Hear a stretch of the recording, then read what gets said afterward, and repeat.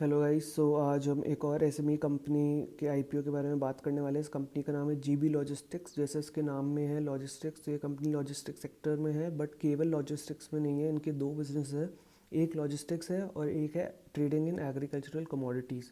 तो लॉजिस्टिक्स में इनके पास खुद की फ्लीट है, बहुत बड़ी फ्लीट नहीं है इनके पास, केवल 4 हैवी ओपन बॉडी ट्रक्स हैं। बाकी जो ये काम करते हैं वो थर्ड पार्टी ट्रांसपोर्टेशन से करते हैं। तो बेसिकली थर्ड पार्टी से व्हीकल्स हायर करके ये उसको लॉजिस्टिक्स में लगाते हैं डिमांड के हिसाब से।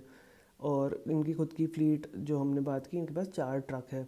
तो ये इनके दो बिजनेस है, वन इज़ लॉजिस्टिक्स और वन इज़ ट्रेडिंग। तो लॉजिस्टिक्स में ये काफ़ी सारी सर्विसेज प्रोवाइड करते हैं, जैसे इनने अपने डीआरएच में बताया, full truck load transportation, special handling, delivery above ground floor, out of delivery area shipments, और बहुत सारी तरह की डिलीवरी करते हैं। काफ़ी मतलब wide range of services offer करते हैं। और इनके पास खुद की और जो ये थर्ड पार्टी से लेते हैं, तो वो काफ़ी सारी फ्लीट्स है, heavy close body trailer trucks वगैरह इनके पास फ्लीट है। फ़िलहाल कंपनी में 39 एम्प्लॉयज़ है। इनकी एक होली ओन्ड सब्सिडरी भी है by the name of GB hospitality private limited, जो सेम लाइन ऑफ बिजनेस में एंगेज्ड है। जो भी लॉजिस्टिक बिजनेसेस होते हैं उसमें सबसे ज़्यादा कॉस्ट जो होती है वो बेसिकली फ्यूल की कॉस्ट होती है, टोल की चार्जेस होते हैं, लॉरी हायर चार्जेस होते हैं। तो ये सब चार्जेस जो होते हैं, ये सब बहुत बड़ी कॉस्ट अक्यूमुलेट हो जाती है और मेजर ऑपरेटिंग कॉस्ट रहती है इन सब बिजनेसेस में। तो जब भी इनमें इंक्रीज़ आता है तो इनके मार्जिन्स को थोड़ा हिट लगता है, और काफ़ी बार कंपनीज ये पास ऑन कर पाती है कस्टमर्स को। तो जब कर देती है तो इनको इतना इफेक्ट नहीं पड़ता, बट जब ये नहीं कर पाती तो इनको अपने प्रॉफिटेबिलिटी पे हिट लेना पड़ता है। तो ये एक चीज़ है जो आपको लॉजिस्टिक बिजनेस के बारे में पता होनी चाहिए। अब जैसा मैंने इनकी बात की थी कि इनकी दो सर्विस लाइन है, तो नाम में भले ही इनके लॉजिस्टिक्स है, बट वो थोड़ा सा डिसीविंग है, क्योंकि इनकी जो मेजर इनकम है वो ट्रेडिंग से आ रही है। अब ये बहुत बड़ा नेगेटिव है, क्योंकि जो ये कंपनी है इसकी लास्ट ईयर 60% इनकम ट्रेडिंग से आई थी, और 61 पॉइंट समथिंग ट्रेडिंग से, और 38% आई थी इनकी लॉजिस्टिक्स से। तो ये लॉजिस्टिक कंपनी कम है और ट्रेडिंग कंपनी ज़्यादा है। भले ही इनके प्लान्स अभी आगे जाके ये इशू जिसके लिए ला रहे हैं वो भी लॉजिस्टिक रिलेटेड है, बट आपको ये पता होना चाहिए कि अभी फ़िलहाल जो इनके मेजर रेवेन्यूज़ है, जिसके बेसिस पे इनको वैल्यूएशन मिलेगी और जिसके बेसिस पे फंडिंग उठाएंगे, वो पूरा इनको एग्री बिजनेस का ज़्यादा कंट्रीब्यूशन है लॉजिस्टिक्स से कंपेयर्ड।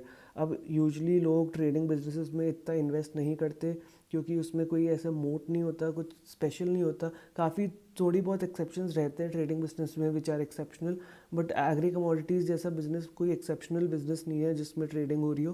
क्योंकि आप देखोगे कि हर छोटे छोटे शहर में भी आपको ऐसे बहुत सारे बिजनेस मिल जाएंगे जो इसमें डील कर रहे होंगे। तो देयर इज़ नथिंग स्पेशल। अगर कोई कंपनी लिस्ट हो रही है तो उनके पास ऐसा कोई स्पेशल एडवांटेज नहीं है कि वो लिस्ट होके फंड्स उठाए। ऐसे तो कोई भी कंपनी उठ के जो इसमें ट्रेडिंग करती है, वो उठ के आईपीओ ला के फ़ंड उठा सकती है। तो I don't find it very interesting at all.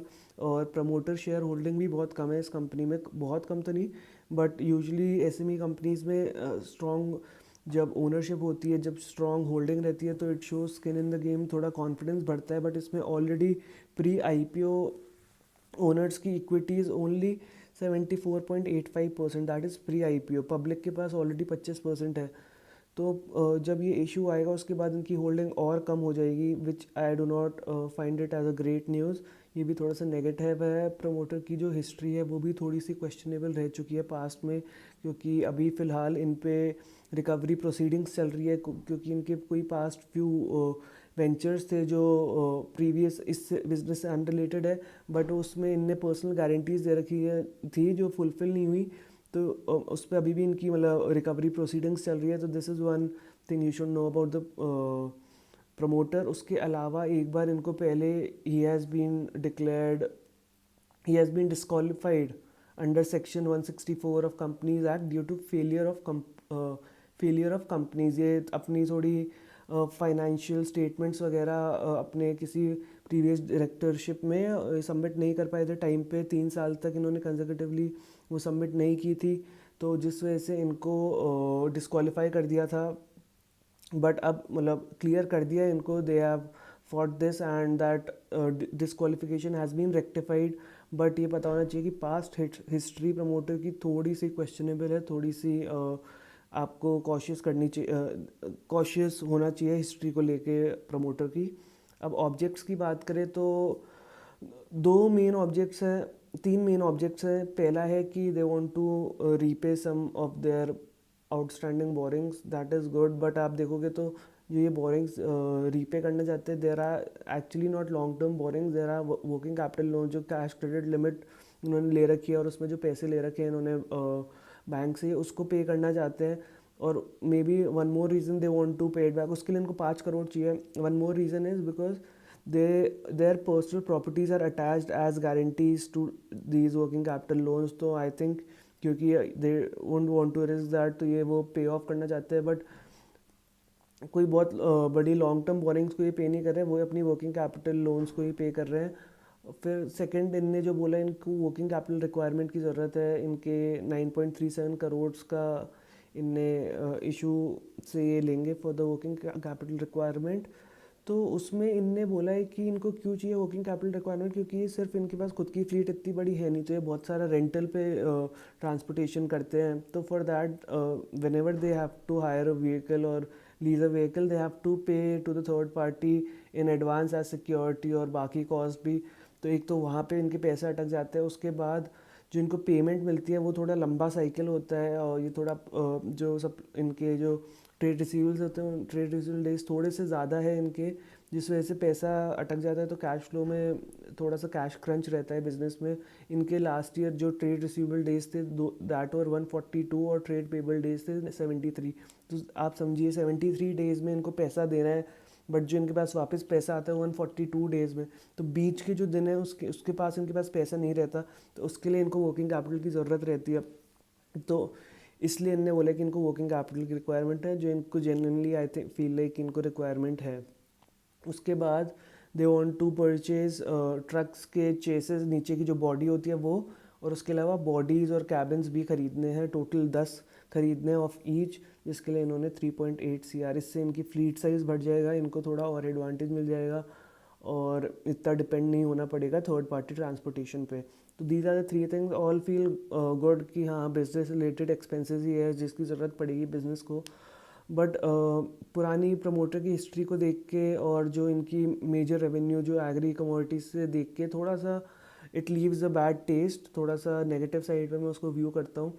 Financials की बात करें तो फाइनेंशियल बहुत अच्छी स्पीड से ग्रो कर रहे हैं। It was 17.3 CR in 22 FY22, उससे 40 CR हो गए, और लास्ट ईयर 115 CR पे इन्होंने क्लोज किया बुक्स।